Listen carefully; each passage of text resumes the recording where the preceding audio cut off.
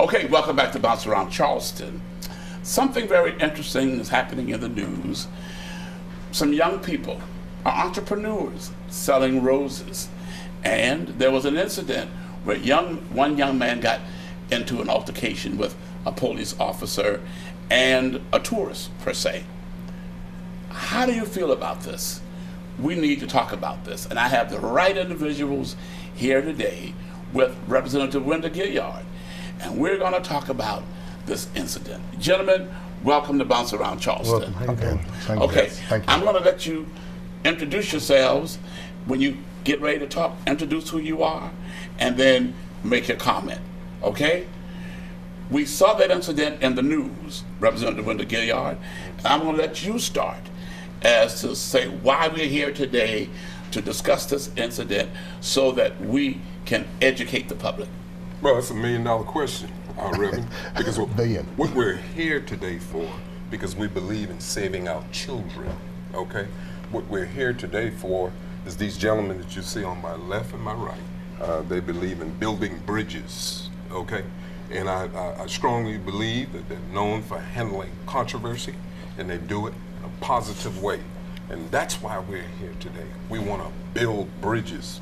We want to, try to correct the wrong. Okay. Because we want to make sure that this incident does not happen again. Doesn't happen again. Am I correct? You're right. You know, when I received a phone call about to go out of town, Mr. Edwards Jones from the East Side, he works diligently with our children on the East Side.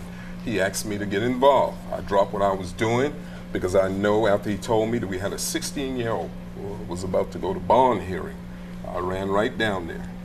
I sat in the trial meeting Mr. Tyler from National Action Network. I asked him to join me. He did. Long story short, we talked to the parents. The judge was respectful enough to let me talk and put in my, what you would call a promo for the child. And I told the judge, and like I said to her, I'll tell you this, I told the judge, I'm not here to judge whether the child is wrong or right. I'm here to help. Okay, because we're dealing with a 16-year-old. Okay, Mr. Tyler? Yes, I'm Charles Tyler with National Action Network. And like Representative Gilliard said, he called me and we went down there and we interacted with the family. And the family let us know what was going on. And when you looked at what was going on, I think that was a horrible thing. Seeing a police officer chasing down a young man selling roses. So you always want to hear both sides of it when something like this happens. And so when you hear to both sides, you prepare to both sides to what is going on. I don't even think a police officer should be involved in something like that. This should have been a ticket writer, or anybody that writing a ticket if you did not have a permit downtown to do that. Not a police officer chasing a young man down and putting him in a lock. This is unheard in our city. And you got young men selling roses for years downtown.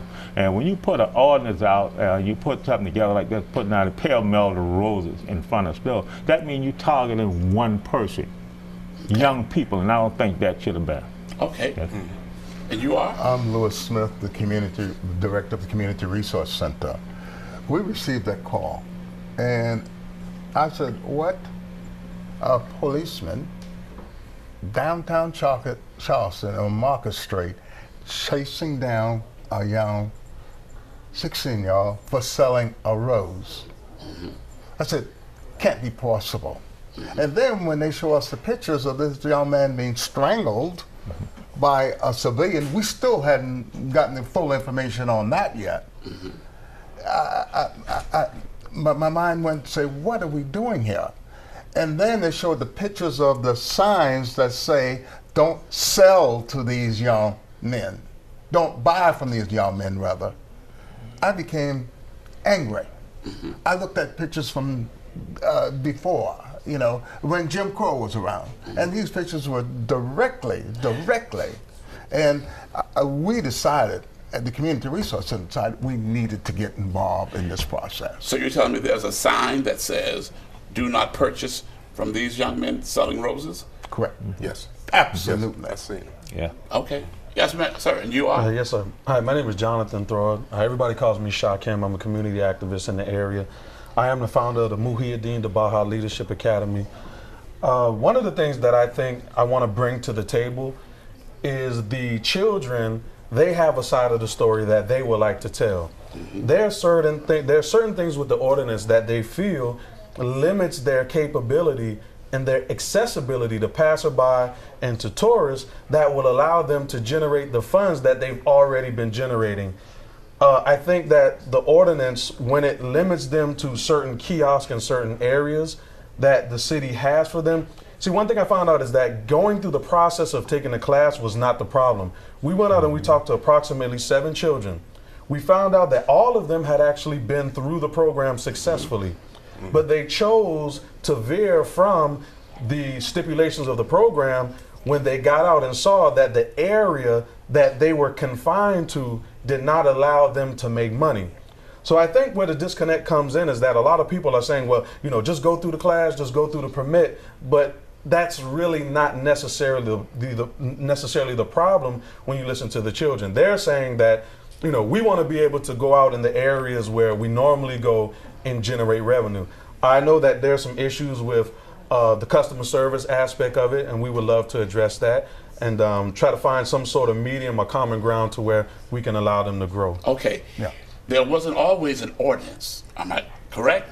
You So know, I was what made this ordinance come about? Yeah, Reverend, I was on city council when this all started. You know, I was there, what we would call the beginning of the genesis, of the beginning, or however you want to phrase it, okay?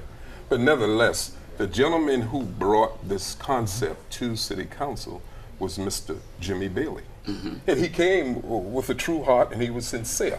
Because back then, we're talking over 10 years ago, they wanted to stop the kids altogether. And me and Councilman Campbell, Mr. Edward Jones got together. And when Jimmy Bailey brought the concept to city council, it was all about entrepreneurship. Okay. Wasn't no restrictions, wasn't no signs involved, but through the years, these things came about. So that's why, at the chagrin of some of my city council members, they say, oh, well, you know, Wendell, you know, he brought, no, I did not. It was Mr. Jimmy Bailey. But he brought it with a true heart and sincerity as to helping the children learn about entrepreneurship. There wasn't no restrictions. Okay. Wasn't no sign posted nowhere. These all came about during the interim. Okay. I got you. So when they go to this class, what do they learn? Anything that a businessman would have to learn, you know, how to be courteous, how to approach people, how to be safe, you know, the things to watch out for when you're crossing streets, etc. Things along that line. Okay, Yes. I'm asking you that question because I went to a retail class when, remember Tallheimers used to Yes, be? yes. And I went there to work years ago, and we had to go in a class. And the class taught us that if you approach a customer and they tell you they don't want the product or they don't want to be bothered, you need to leave. then you walk away and leave them alone. But I've heard some citizens have said, and you might have heard it also, that sometimes when they are approached by some of these young entrepreneurs, they're very persistent. Okay. What about that? That's and Pastor, I'm glad you brought that up. You know, like you, I travel a lot. You could go to the Atlanta airport. You look to your right, look to your left. People charging at you. Hey, you want to buy this? You want to buy this? You want to buy this? You go to foreign countries. You want to buy this? You want to buy? And you know, hey, to me, that's what we call human nature. Okay. But if somebody is getting to the extreme, then like any other tourist, I would say be patient. They'll probably get the message. They're trying to sell a product. And quite frankly, I'm going to be, how you say it in a positive way, I don't have a problem with it. It's just like any other tourist that gets off a boat. Yeah. Okay, and let me say this right quick. You got to remember, this is not all about selling roses, because they have guitar players that haunt me on the streets. You know, hey, put some money in my pot, let me play. They have people with other doodads that approach you out in the $9 billion tourist industry. I don't hear nobody complaining about them. Just don't wait till you have a pool of young black entrepreneurs, and then all of a sudden the concerns go up. Okay, my question. Okay. And we got, because we get ready, got to wrap. Okay. How do we help these young kids? Good question. Okay, Yeah. so my suggestion is this. let's put together a continuing education program, right? So I know we're going to give them a 4-hour block in order to teach them entrepreneur skills. However, the first thing that I believe we need to do is have some sort of 1-800 number or something to where we can put up, and if we, instead of saying don't buy from these particular individuals because they're roaming peddlers, say if there's any questions, comments, or concerns with anyone who's actually selling roses, hey, feel free to give us a call. And then we tell the gentlemen that are out there also, okay, in the event that you might, because they said that they deal with rude people all the time also. So have some sort of conflict resolution line to where not only the children can express their concerns and let the adults express their concerns, and then you bring it back to the class and use it as a teaching tool down the line to bridge that gap and to resolve conflict. Okay, yes, sir. You got to wrap. And he makes a good point there. But also have tag name on the individual, the young man that you got trouble out of. You have a name, he must wear a name tag. So if a customer got problems with him, they can call that 1-800 number. But you got to understand that people who teach these young men have not teach these young men the skill that they needed to sell roses. Okay. And put them back in the money-making districts. Yeah, they're being pushed out. Don't do that. Put them back where the money is so they can make their earnings. Okay, yes, sir. Three things. This program is not really teaching true capitalism, number one. The kids are in a block and they can't not go anywhere else. Restriction. They're restricted. Number two is that in traveling around the world, people, when you get off an airplane, get off the ship, they're there. And also, we in Charleston have to be very careful in creating this lynch mob attitude, lynch mob atmosphere, because 90% of these children out there is doing their job and doing it well and addressing and trying to sell their roses. I have no problem with entrepreneurship. I have no problem with our young people out there learning the skills of being an entrepreneur, but I think we've got to call the right people into accountability to make sure that the right lessons are being taught. Yes. And maybe somebody from the classes need to go out and walk around and shadow them to make sure things are being handled properly. Because there is a right and a wrong way of doing anything. And if you find me in the wrong, there's no putting your hand on my shoulder and say, come on, let's get this right. Well, I want to thank all you gentlemen for being here today talking about this. And we got to come back because I don't think this is over. No, it's not. No, it's not. Tell the businesses to bring the signs down. And we're saying this respectfully. Those signs need to come down. And what does the sign say? No peddling, no selling roses to peddlers. Roaming peddlers. They have 3 or 4 versions, but they need to come down with all due respect. To help the young people. Yes, to help the young people. And we will be marching, we will be having a rally Saturday, the 14th.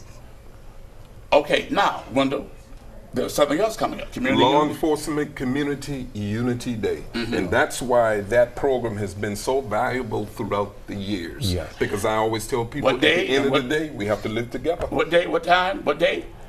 21st of this month. It'll start at 1:00 p.m. Where? Brittle Bank Park. All right. Oh, he just drilled me to stand. These gentlemen got me going. They got me going. Hey, That's a wrap. you need to stay tuned because we've got some